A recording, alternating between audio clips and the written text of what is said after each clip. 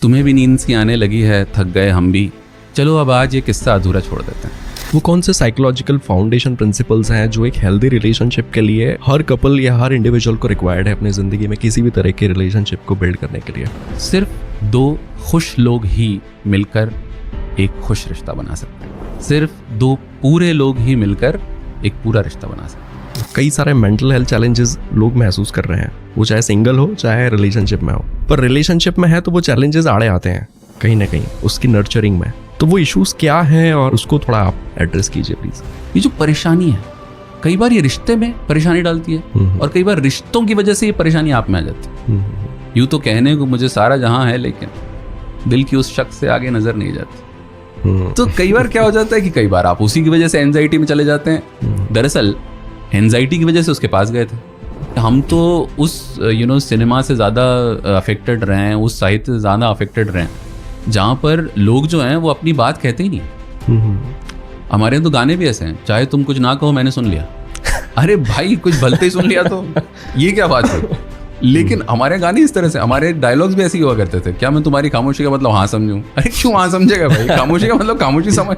अच्छे कम्युनिकेशन में इंपॉर्टेंट ये नहीं है कौन सही है कौन गलत है, इंपॉर्टेंट है क्या सही है और क्या गलत है। जब वो क्या से कौन पे चले जाता है ना विकास, तब हम आपके कौन आ जाता है, फिर जो है वो रिश्ता जो है परेशानी में आता है। सर आपका स्वागत है योर विकास के पॉडकास्ट में दोबारा से।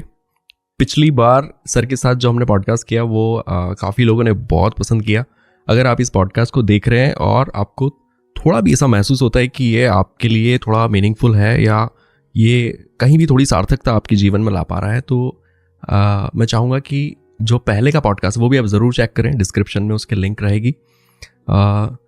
मेरे ख्याल से सर 3-4 पॉडकास्ट किए हैं अभी तक और ऐसी ज़रूरत महसूस हो गई कि आपको दोबारा बुलाना ही पड़ेगा। क्या विकास बहुत अच्छा लगा ऑडियंस ने जिस तरह से आपकी बातें सुनी और जिस तरह का रिस्पॉन्स हमने देखा। इनफैक्ट तुम्हारे साथ बात करके हमेशा ही मज़ा आता है और पिछली बार उस सेशन में मज़ा इसलिए आया शायद बाकी लोगों को, सुनने वालों को, देखने वालों को, क्योंकि मुझे लगता है हमने बहुत सिंप्लीफिकेशन और एग्जाम्प्लीफिकेशन के थ्रू किया।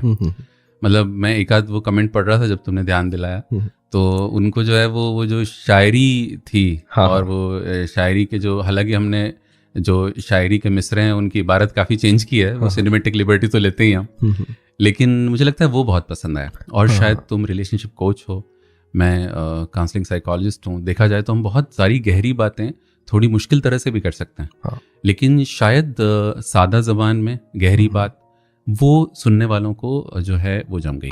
हाँ, मेरी भी समझ इतने टाइम में कहती है कि लोगों को बहुत ज़्यादा व्यवहारिक बातें अगर करो तो लगता है यार ये ज्ञान तो हमारे दोस्त भी दे ही देते हैं। हाँ। ये बातें तो चलती ही रहती है। हाँ। और बहुत टेक्निकल बात अगर कर दो तो भी वो बाउंस कर जाता है। पर वो ज़रूरी हो जाता है कि हम लॉजिकल एंगल को साथ में रखें, सही बात, और व्यवहारिक तरीके से उस बात को कह दें, तो लोग कहीं ना कहीं रिलेट कर जाते हैं क्योंकि उनको वो रीज़न भी मिल जाता है और बात उनके समझ में भी आ जाती है। बहुत बढ़िया। तो बस आज फिर और थोड़ी गहरी बात है। हाँ, और आसान तरीके से ऑफ कोर्स। तो सबसे पहले सर मैं आपसे जानना चाहूँगा जो फाउंडेशन वाली चीज़ें हैं, जो आधारभूत चीज़ें जो बहुत ज़रूरी है किसी भी रिलेशनशिप में, वो कौन से साइकोलॉजिकल फाउंडेशन प्रिंसिपल्स हैं जो एक हेल्दी रिलेशनशिप के लिए हर कपल या हर इंडिविजुअल को रिक्वायर्ड है अपनी ज़िंदगी में किसी भी तरह के रिलेशनशिप को बिल्ड करने के लिए? मैं चाहूँगा इस बारे में आप थोड़ा कुछ बताएं। विकास, प्रिंसिपल्स बड़ी खूबसूरत कॉन्सेप्ट हैं, क्योंकि प्रिंसिपल को अगर हिंदी में अनुवाद करो ना तो आता है सिद्धांत, यानी वो बातें जिनको सिद्ध करने का अंत आ गया, जिनको अब और सिद्ध करने की ज़रूरत नहीं है। तो बहुत अच्छी बात पूछी तुमने कि ऐसे प्रिंसिपल्स कौन से हो सकते हैं। काफ़ी होते हैं, पर मैं स्पेसिफिकली 2 पर बात करना चाहूँगा आज। पहला प्रिंसिपल जो कि किसी भी हेल्दी रिलेशनशिप के फाउंडेशन पे होता है वो ये होता है कि सिर्फ 2 खुश लोग ही मिलकर एक खुश रिश्ता बना सकते हैं। सिर्फ 2 पूरे लोग ही मिलकर एक पूरा रिश्ता बना सकते हैं। कभी ऐसा नहीं हो सकता कि 2 अधूरे लोग मिलके एक पूरा रिश्ता बनाए। इनफैक्ट प्रॉब्लम क्या है, अधिकतर लोग इस बात को नहीं समझते कि वो रिश्तों में कई बार अपनी आइडेंटिटी रिश्तों से डिराइव करने की कोशिश करते हैं। बड़ा खूबसूरत मिसरा है वो, एक मुद्दत से पुकारा नहीं तुमने मुझको, ऐसा लगता है कोई नाम नहीं है मेरा। तो अब सोचो, अगर एक शख्स जो है, ये सुनने में बड़ा अच्छा लगता है रोमांटिक शेर, लेकिन अगर कोई इस तरह से सोचेगा तो ये रिश्ते पे एक एक्स्ट्रा बर्डन डाल रहा है क्योंकि वहां से आप आइडेंटिटी डिराइव करने लग गए। इनफैक्ट कई बार लोग जो हैं वो रिश्तों में खुद को खोजने जाते हैं। वो एक खूबसूरत शेर है कि किताब, फिल्म, सफर, शौक, शायरी, औरत, कहाँ कहाँ नहीं गया हूँ खुद को ढूंढने को मैं। तो कई बार क्या होता है, रिश्ते में एक इंसान अपने आप को ढूंढने निकलता है।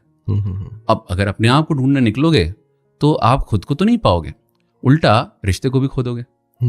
उल्टा होता है, अगर आप ऑलरेडी खुद को पाए हुए हो तो एक बहुत ही खूबसूरत कामयाब रिश्ता जो है वो बनता है। एक पुरानी फिल्म थी यस बॉस, उसका एक डायलॉग मुझे आज तक याद है। उसमें जूही चावला और शाहरुख खान जो है वो प्यार में होते हैं। तो जूही चावला कहती है कि भाई हम तो शादी नहीं कर पाएंगे। तो वो कहता है क्यों? तो वो कहती है क्योंकि दो कमजोर लोग मिलकर कामयाब जिंदगी नहीं बना सकते। सच अ ब्यूटीफुल पॉइंट। अब यहाँ पे तो ऐसे ऐसे लोग भी रिश्ते में जा रहे हैं जिनके पास दरअसल कुछ और करने को नहीं है और कुछ अच्छे से करते भी नहीं है। अब सोच के देखो, ये तो बिल्कुल वो एक अगेन बड़ा अच्छा मिसरा है कि तुम पे प्यार आता है जब मैंने कहा तो वो बोली, तुम पे प्यार आता है जब मैंने कहा तो वो बोली, वैसे भी इसके सिवा आपको आता क्या है? तो अगर आपको इसके सिवा कुछ आता भी नहीं है तो फिर वो प्यार का कोई खास फायदा नहीं है। उल्टा होना चाहिए, प्यार में मजबूत लोग अगर जाते हैं ना तो फिर एक मजबूत रिश्ता बनता है।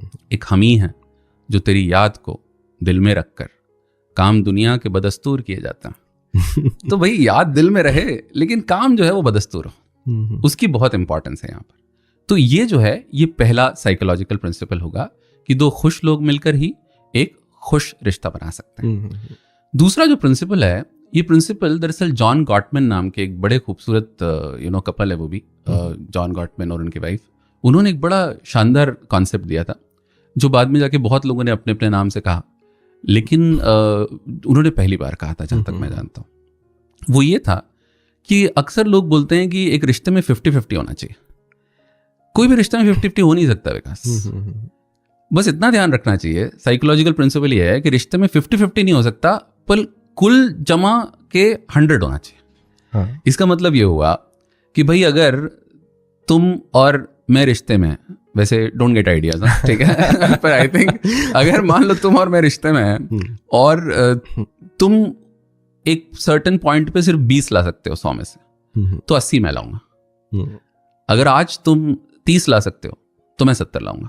अगर मैं आज 10 ला सकता हूं तो तुम 90 लाओगे। कुल मिला के 100 होना चाहिए, कभी 50-50 नहीं हो सकता। भाई लड़की का या आपके पार्टनर का पीरियड का पहला दिन है, अब she'll be a little cranky more often than not, हर किसी के साथ नहीं होगा, let's not get into stereotypes, पर मान लीजिए ऐसा हुआ तो उस दिन आप अगर वो उस दिन 20 ला पा रही है रिश्ते में, तो फिर आपको जो है वो 80 लेके आना है। अगर आपका जो है वो मंथ एंड है किसी उसका प्रोजेक्ट का, तो उस वक्त अगर 30 ला रहे हो तो फिर वो 70 लेके आएगी। अच्छा, उसका अगर पीरियड का पहला दिन है या उसकी तबीयत खराब है और आपका जो प्रोजेक्ट का इंपॉर्टेंट टाइम चल रहा है या आपका मंथ एंड है और अब आप दोनों मिलके अगर 30-30 ही ला रहे हो तो बाकी 40 कौन लाएगा ये भी तय करना पड़ेगा। अब वो बाकी 40 हो सकता है एक मूवी लेके आए, हो सकता है वो 40 जो है वो बाहर से स्विगी या जोमेटो जो है लेके आए, मतलब वो फाइनली कहीं ना कहीं से लाके वो 100 होना चाहिए। इंपॉर्टेंट ये है।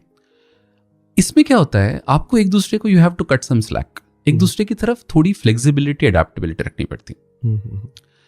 तुम्हें भी नींद सी आने लगी है, थक गए हम भी, चलो अब आज ये किस्सा अधूरा छोड़ देते हैं। तो कभी कभी भाई आज बहस ज्यादा हो रही है तो आज जो है वो किस्सा थोड़ा अधूरा छोड़ देते हैं।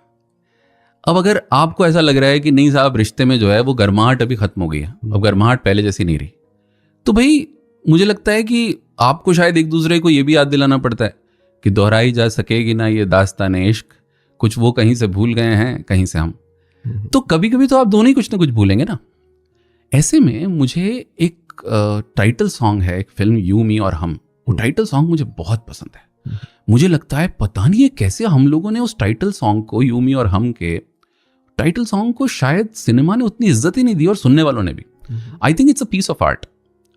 उसके लिरिक्स जो हैं वो ऐसे हैं, यू मी और हम पिक्चर का वो है टाइटल, अपने रंग गवाए बिन मेरे रंग में घुल जाओ, अपनी धूप बुझाए बिन मेरी छांव में आ जाओ, चलो यूं करें तुम भी रहो, मैं भी रहूं, हम भी रहें, तीनों मिलके साथ चलें साथी जन्म जन्म, यू मी और हम, यू मी और हम।